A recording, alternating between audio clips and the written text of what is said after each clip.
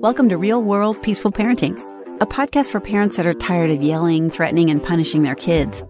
Join mom and master certified parent coach Lisa Smith as she gives you actionable, step-by-step strategies that'll help you transform your household from chaos to cooperation. Let's dive in. Welcome to today's episode, and Happy New Year. I am so excited to be with you here today. And I want to begin today's episode with a question. How do you respond when your co-parent, if you have one, loses his, her, or their shiz while parenting? Or parents in a way that isn't in alignment with how you parent? Or how do you respond when you have the thought, this is getting out of control or headed in the wrong direction? What do you do? How do you act? What do you say? And how do you say it? And the most important question, does it help or hurt the current situation and the relationship? I know for me, before I started Peaceful Parenting, my thoughts and actions and words definitely didn't help the situation, nor my relationship with my husband or his relationship with our son when he started to lose his shiz while parenting. And my words and tone often caused a new storm to spin out between he and I, while the current storm between he and my son was still going on. And it was a big old bowl of hot mess. Can you relate? Have you been there recently? Ever? Are you there now? Well, great news. Great news. That's what today's episode's about and what to do about it. Today in our family, I take a completely different approach. And 99.9% of the time, it works beautifully to help the current situation at hand, and at the exact same time, creates a deeper connection for all of us. Do I have your attention? Are you curious? I thought so. So let's dig in. So let me set the stage here. The inspiration and the backdrop for today's episode comes from, and I know this probably won't surprise you, but my Hive community. In a recent Hive, which is my membership community, my monthly membership community, where parents have access to ideas and tools and support and real coaching from me 3 times a week, every single week. So in a recent coaching call with a member of the Hive community, one of the moms and I talked about this. She said, Lisa, when there's storming with our son, my husband responds one way and I respond another way. And at the end of the day, he feels that my response and my peaceful parenting mindset and viewpoints is disrupting the way he wants to parent. And she told him, I'm not here to control you. I'm not here to tell you how to parent. You have your own relationship with our son, which is something we talk about a lot inside the Hive. She did say to him, but this journey is something we have to figure out together as we go. She told him, I'm not 100% perfect and I don't have it all together. So I really want to release you from thinking you have to follow my lead. She told her husband, I'm still just figuring things out and learning myself, but I am learning new tips and tools to help us that are helping me think differently, and I'm eager to share them with you. Now, the problem is she said that I still hear him do and say things that are threatening and scary. Like, we need to punish our son. He will only learn if he gets punished and is forced to change his behavior. And she said, Lisa, when I hear him talk like this, it hurts me. It hurts me for him and it hurts me for our son. But I really don't know what to do about it in the moment. And I get really dysregulated when he starts talking like this. Help me figure out how to show up differently that helps him and helps our son, and at the same time helps me stay calm and regulated. Oh, I know this dilemma all too well. I promise you. So as a side note, let me share with you that I recently posted podcast episode number 91, Busting the Myth, You Don't Need to Parent from a United Front, which addresses the issue of what to do when you're not on the same page. And I encourage anyone who's not on the same page with their co-parent, like really not on the same page, to check out episode 91. In that episode, I explain what it means to be a united front and what it doesn't mean. And if you feel like that's you, I think you'll find that episode really helpful. But I want to go back to today's episode because the mom and dad are working together. They have the same beliefs. They want to get on the same page. The problem is when the son is storming, the husband isn't exactly sure what to do. So I asked the mom, do you think your husband is asking for guidance and empathy from you when he looks at you? When he gets really dominant with his son and looks over at you, do you think he's asking for guidance and empathy and just asking it in what I call a non-asking way? And she was like, oh my gosh, Lisa, yes, that's it right there. He's asking for it in a non-asking way. She said, I realize sometimes he says things and then he looks at me as if to say, am I doing this right? Am I saying it right? She went on to share with me, we've gotten on the same page and so good at co-parenting together on so many things. She gave me the example that when it comes to eating, we're no longer pressuring our son to clean his plate. We're saying things to him, both of us, like, listen to your body. If you're full, stop. If you're not full, keep eating. We've removed a lot of pressure that we used to put on our son, thanks to your help, Lisa, to perform while eating, to get it right, to eat what we've put on his plate. And in this example, she said, but then other people get involved and start pressuring him to take one more bite or telling him that you have to clean your plate in order to get dessert. She said, my mother-in-law is really famous for this one, and she eats over at our house all the time. She said, our son understands from us that he has the power to discern when he's had enough to eat and that he can use his voice to let us know that he's full. When I spoke to my husband about how it upsets me when his mother shows up and demands compliance from our son at the dinner table, my husband admitted, I get it, but I honestly don't know what to do. I feel totally stuck when my mother's over and demanding that our kid clean his plate. So the mother that I was coaching said, as I'm walking through this with you, Lisa, I realize that I misunderstood his look. I thought he was looking at me, telling me to deal with it or take over. And now I'm working through it with you. I realize he probably wasn't doing that at all. So my response to this mom was to share with her one of the tools that I find most effective with my own co-parent, my husband. And I'm hoping that you also find this to be very powerful language when you're working with a co-parent. I find this works to say, literally, hey, this is what I'm finding is working right now. When I do this and this, our kid is responding this way and it's working. Let me say it again. I might say, this is what I'm finding is working right now. When I give our son a choice of whether he wants to brush his teeth now or in 5 minutes, I'm finding that's working. Or you might say, what I'm finding is working right now is if we do a checklist in the morning of exactly what needs to get done before school. Or what I'm finding is working right now when both of our kids are fighting, that we take a time out and all calm down before we begin to speak about what happened. It's a very powerful way to share with our co-parent what's working. And our brain loves to focus on the positive. And what I know for sure is that at the end of the day, we all want to connect with our kids. We all want to parent in a way that is effective. We're trying different things and we're eager to find, we're looking for what's working. We don't want to do things that aren't working. And as I was explaining this mom had an epiphany that her husband is uber focused on results and continuous improvement. She said, that completely defines my husband. He's always looking for what can be improved. So we talked about what's around the corner for someone who's results oriented. How do they show up in the world and ask for help? Or not easily ask for help?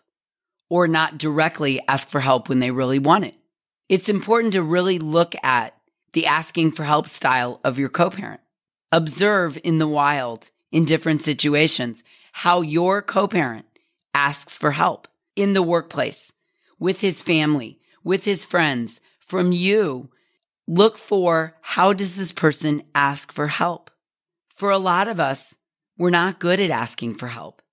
And what I know is that one of the downsides of someone who's constantly focused on continuous improvement is that they're always looking for the area of improvement. It's how their brain is wired. Think about this. In order to improve something, you first have to see the negative, the flaws, the things that are missing. And unfortunately, that comes across as being negative a lot of the time. So what I suggest with these kinds of co-parents is what I do in our own family. I help my husband focus on the things that are working rather than constantly looking for the things that aren't working. I help him see where our son is getting it right, where we're getting it right as parents, where the connection is happening. I help him see what's working. So when I say to him, hey, this is what's working for our son right now, I find my husband is like a sponge. He's like, whoa, okay, let me do that. If it's working for you, it'll work for me. And the funny thing is, it's like I'm telling him what to do without him realizing it. I'm sort of assuming that he's asked for help without him actually asking for help. And I'm telling him what to do without him realizing it. And when I do this, he is never defensive. He never takes it personally when I share this information. Again, it's like he's a thirsty sponge. And what I know is that my husband's ultimate goal is to make things work with our son. So when I point out what I see is working for my son and I, or what I see is working for him and our son, he grasps onto it and runs with it. Let me give you an example. Recently, my husband and I were having a conversation with our son, Malcolm, about a college visit we went on as a family the week before. We were asking our son, what are your thoughts about the school? And our son is like, yep, that's it. I'm going to that school. I've made my decision. I'm done. Phew, I don't want to do any more of that work. And we were like, well, you probably should go look at least another school. On one hand, we're eager for him to make his decision about where he wants to go to college next year, sooner rather than later, because it will take a lot of pressure off of him, and us for that matter, and he will simply be able to enjoy his senior year of high school, knowing what his exact plans are for what comes next. But on the other hand, it seemed like a really quick decision, and perhaps he should consider some other options and sit with it for a bit. So that's the background. So we're having this family conversation about slowing down and taking some time and exploring other options.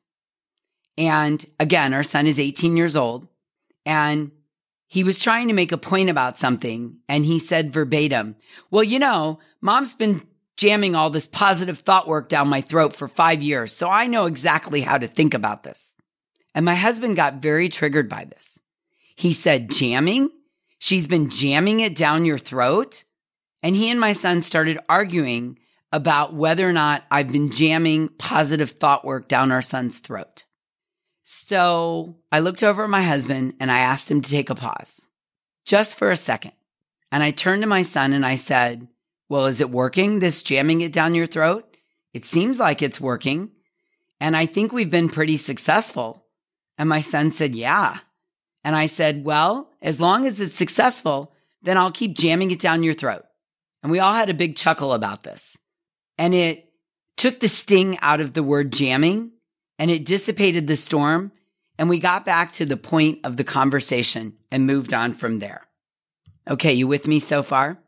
So later I said to my husband, I find what's working right now is using our son's vocabulary, tone, and semantics back with him, using the exact same words and tone that he's using back to him, and not allowing myself to get triggered by his dramatic words. And my husband said, but you're not jamming it down his throat. And I said, who cares? If our son thinks thought work is working and he's paying attention and he's using it to sort out his brain and understanding his thoughts come from his feelings, I don't really care what words he uses to express himself. And my husband was like, oh, so you're saying we should use his same language back to him? And I said, yes, I'm finding it's really effective. And he said, oh, okay.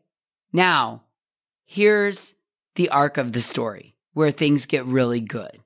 A few days later, our son said something, and my husband said it back to him the exact same way without arguing or being triggered, and it worked.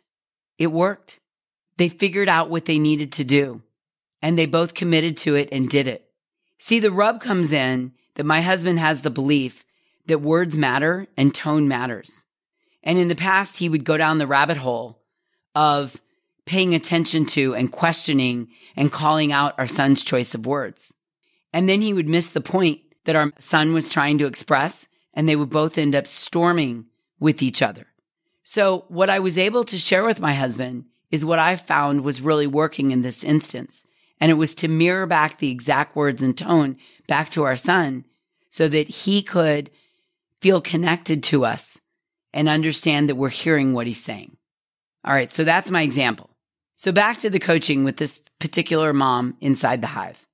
I said to the mom, I think if your husband looks over at you for approval or looks over at you at all while he's storming, you could say to him, what I see is working with our son right now is blah, blah, blah, whatever the example is. And here's what I figured out. It's really difficult to feel defensive when someone gives you the recipe for success, particularly in parenting. When you say what I think is working, what I see, what I feel, what I've experienced is working right now with our kids is X. The mom totally got it, and she agreed. She said her husband thrives on positivity, and if she spins something into a positive way, he really absorbs it. And I said, yeah, because you're not telling him he's doing anything wrong. You're not correcting him. You're not telling him what to do. You're just saying, hey, let me let you in on something I found to be working right now. How can someone not be open to that, right? Let me say that again. When you take this tool and you use it with your co-parent, what you're telling them is they're not doing anything wrong. You're not correcting or shaming or telling them what to do. You're just saying, hey, let me share with you something I found that's working right now. What I find is that this is a beautiful way to lead our co-parent into peaceful parenting without shaming or correcting them. You're doing the heavy lifting. You're listening to this podcast week in and week out. You're taking note of new tools to try. And all you're doing is reporting back what you found is working right now with your kids. And the truth of the matter is, a lot of times our co-parents and humans in general are looking for guidance, but it's really just hard for them to ask for help. As humans, most of us are hardwired not to want to ask for help. And many of us don't know how, because it wasn't modeled for us in our families, or because we have a job that needs us to show up and look like we know what we're doing all the time. Many of us have to put on a facade of always being in control in certain aspects of our life, of always being a leader, of knowing what we're doing. And as parents, many of us are under the illusion that we have to always have the answers or know how to parent. So your co-parent's brain might not be wired to ask, what do you think they should do in this instance?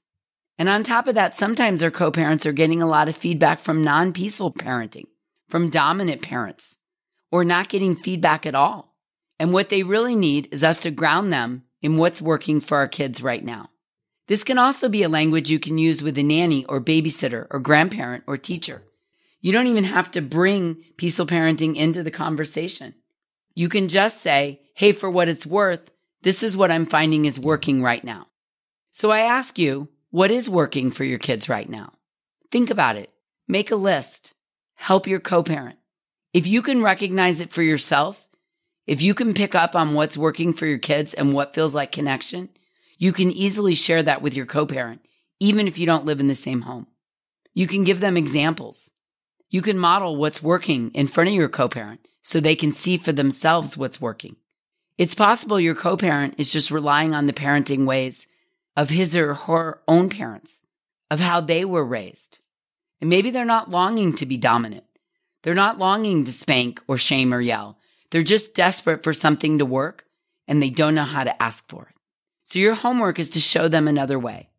Help them see what peaceful parenting tools are working for your kids without calling it a peaceful parenting tool. Just something you found working right now. Yeah? That's so good, isn't it? Hey, here's something I found that's working with our kids right now. You might want to try it. Oh, I love it so much. I'm so excited I got to share this with you today. And until we meet again, I'm wishing you peaceful parenting. Thank you so much for listening today. I want to personally invite you to head over to thepeacefulparent.com/welcome and sign up for my free Peaceful Parenting mini course. You'll find everything you need to get started on the path to peaceful parenting just waiting for you over there at www.thepeacefulparent.com/welcome. Can't wait for you to get started. Thanks for listening to Real World Peaceful Parenting. If you want more info on how you can transform your parenting, visit thepeacefulparent.com. See you soon.